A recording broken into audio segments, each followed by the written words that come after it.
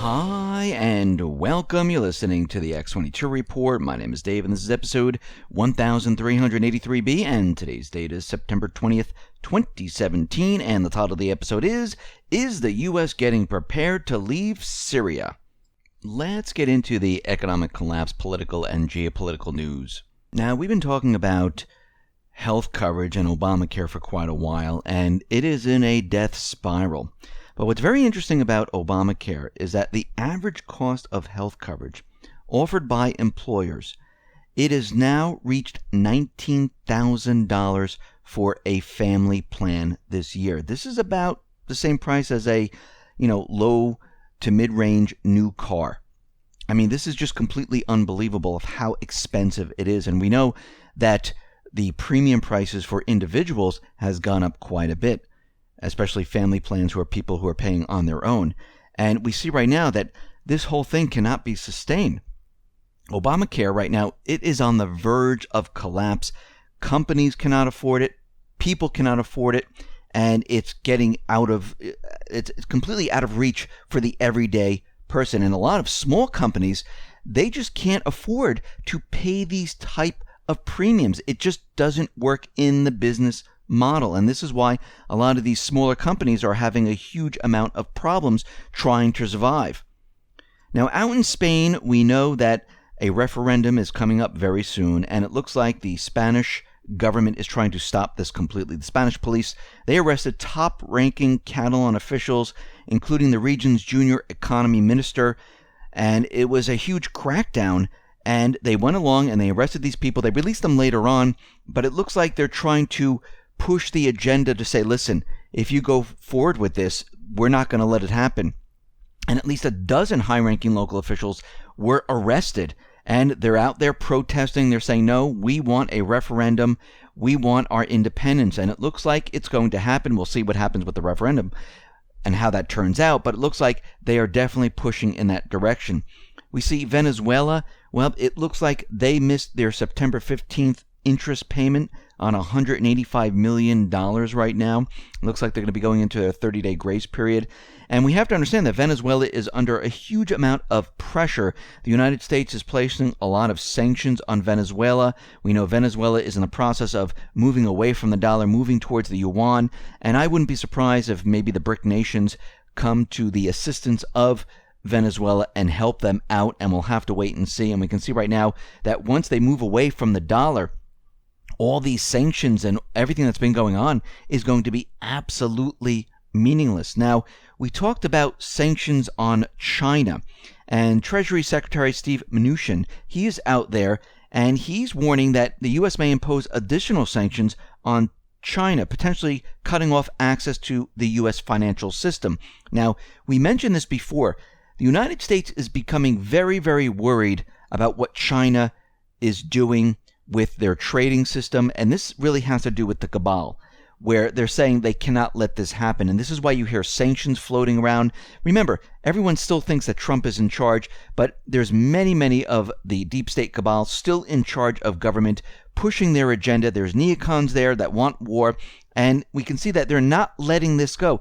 They will not give up. They will fight to the very end. Just like in Syria, where we see the Islamic State, Al-Qaeda, where they're saying, listen, we're going to fight to the very end because they don't want to give up what they've done. Think about it. All these years, they've been pushing their agenda to get a one-world government. They're part of the globalist system, where they're having regime change in all these countries. And they wanted total control over everything. Everything right now is falling apart right in front of their eyes. And there's nothing they can do about it. So they're trying to do everything they possibly can to start some type of an event, start a war, place sanctions on China, try to make them suffer. But at this point, all these other countries, they're not suffering. All they're doing is moving away from the dollar, saying, listen, you can't touch us now. What do you think is going to happen with China if the United States places sanctions on China? They're going to work with Russia. They're going to work with Venezuela. They're going to work with India. They're going to work with many other nations using their own currency, using their own financial system, because they created a duplicate financial system in their country. They're prepared for this. Plus, They've been amassing a huge amount of gold. Same with Russia, same with many other countries. The United States, we're not too sure. Many people saying there's no gold here. I know Steve Mnuchin was out there holding one bar of gold up, saying that we do have gold. This was just to make everyone feel confident that the United States does have gold. But I think he didn't check all the other rooms. I think this was a publicity stunt to show that, yes, all those conspiracy theories, they're completely wrong because I'm holding one bar of gold. We see the U.S.-backed Syrian Democratic Forces. They are trying to advance towards the border with Syria. They're trying to capture the areas. But I think at this point, they're a little late because what we're seeing right now is the Syrian army, the Russian forces, they are liberating territory from the Islamic State along the Iraqi border, along the Jordanian border. Lebanon is pushing the Islamic State out. And these moderate rebels, the SDR, they really don't have the ability to fight against the Syrian armed forces and the Russian forces. They're just sweeping right through. But what's very interesting about all of this is that the U.S. might be ready to abandon its garrison on the Syrian border in the village of Al-Tanf. And we know there's a base there, and it looks like they haven't given a time frame, but it looks like the U.S. is acknowledging they will be leaving this area, which basically shows us that they might be leaving Syria altogether. Now, the cabal doesn't want this to happen. The intelligence agencies, they don't want this to happen. This is why they're still trying to push their agenda in Syria. But we mentioned this before. Iraq pretty much said there's no way there's going to be an independent Kurdistan region. And we also see that Turkey, which is now moving closer to Russia, moving away from NATO, Turkey is saying, listen, they're going to impose severe sanctions upon Iraq or Syria if there is a Kurdistan section. Russia right now is completely opposed to a Kurdish separatism in the Middle East. Syria, Assad is saying absolutely not. The people will vote on it, and we're not just talking about the select vote from the United States.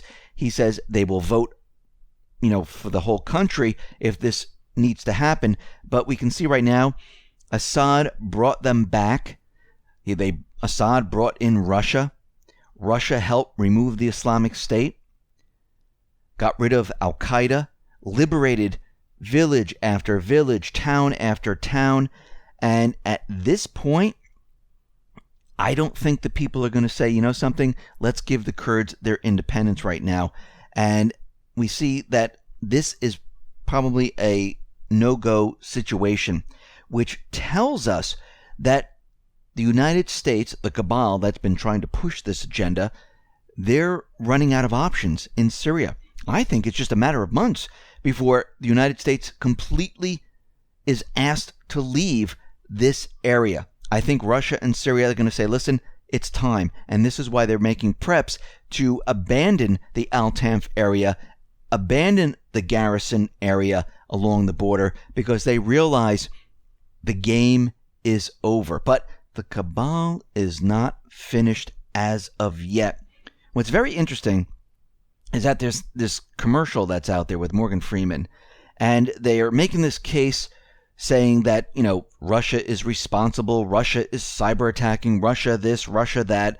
And it looks like the intelligence agencies, the cabal, they're making a last-ditch effort to demonize Russia at this point. And they specifically point out Putin, saying that, he rose from a Soviet power, he took over Russia, he cyber attacked the elections, and he is an enemy of the United States. But everything that we've been following and everything that we've been looking at, he's not trying to start a war. Every place the United States has gone into where a war would have broken out, he's actually presented a peace plan along with China. And the United States, the cabal, tried to fight this all along. Now, the reason why they're going after Putin is because he took control of the private Western Central Bank. So the country of Russia now controls the central bank. It's still owned by the private Western Central Bank system, but he dictates what he wants done. This is something they don't like. This is why he has become an enemy. And it looks like going through Hollywood, and this is what they normally do, they're pushing the agenda to make us believe that Russia is the enemy. And they're specifically saying that, they've been cyber attacking, they've built this cyber army, that they're coming after the United States. And this leads me to believe at this point that they're going to try some type of an event, because they're pushing the propaganda out there. All the corporate media stations, the CNN, MSNBC, they're giving substantial airtime to this commercial because they want this message repeated over and over and over to make everyone believe that, Russia is the enemy. And the reason for this is because they know that, listen, the system is coming down. We're running out of time. The economy is just barely limping along, and basically they can't have it come down without some type of an event, because everyone would turn and point the finger at the central bank. Because think about what the central bank has been telling us. They saved the economy. The economy's doing well. They're going to unwind their balance sheet. They're going to raise interest rates. Employment looks fantastic. And inflation is controlled, and they want to bring it up a little bit. If the economy falls apart right now, well, everyone's going to realize they lied. Because how did it fall apart if everything is fine? It makes no sense. So what do they need? They need some type of an event. This is why we see the propaganda happening right now. We know the best way to bring down the economy is to have some type of cyber war. You don't have to show proof. You can just say there was a cyber attack hitting the financial institutions. They can shut down the financial institutions, and pretty much most of the people around America will believe them. Think about this. Talk to people and ask who was responsible for the Sony hack. Most people will say North Korea. There was no proof. They just went out there and they used propaganda, but we know it was someone that was internal to Sony, that was a disgruntled worker. And this person went ahead and leaked all this information, but they wanted to blame North Korea, and they did this very, very quickly, and they tried to cover up what was really going on there. Because what they try to do is they try to demonize these countries to say, listen, they have the ability to do these things.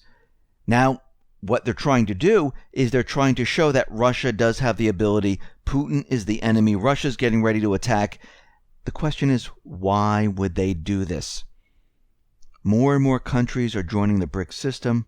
More and more countries are joining the One Belt, One Road system. Russia has been putting out fires where the United States has been trying to push war. Putin has been cleaning up the terrorists. He's removed the terrorist groups in Syria. Other countries now want him to come in and remove the terrorists. There's absolutely no reason for him to go ahead and hit the United States with a cyber attack. It makes no sense whatsoever. He already knows the system is dying. China already knows the system is dying. There is no reason to start a war, financially or nuclear. There's no reason to do this. The only reason they're pushing this propaganda is because they don't want anyone to realize that the central bank was responsible for all of this. And they want to bring us to war. And they want to explain away why this happened. This way they can start the system up once again. Now, the central bank doesn't care where they do this. They don't care what country they're in, as long as they can control the creation of currency. And this is why we see all this happening right now. This is why they're pushing the propaganda, because they have nothing left. Time is running out. They understand this. They realize this, because think about it. The Middle East has completely fallen. They can't do anything with it. These countries are going to be moving away from the dollar. Venezuela's moving away from the dollar. The whole petrodollar system, well, it's done for. And once that goes, the whole system starts to break apart. This is why you need to be ready and prepared, because it looks like we're heading down this path and it's getting closer and closer. Listen, everyone, thanks a lot for listening. Be well, be safe, and especially be prepared. Thanks a lot.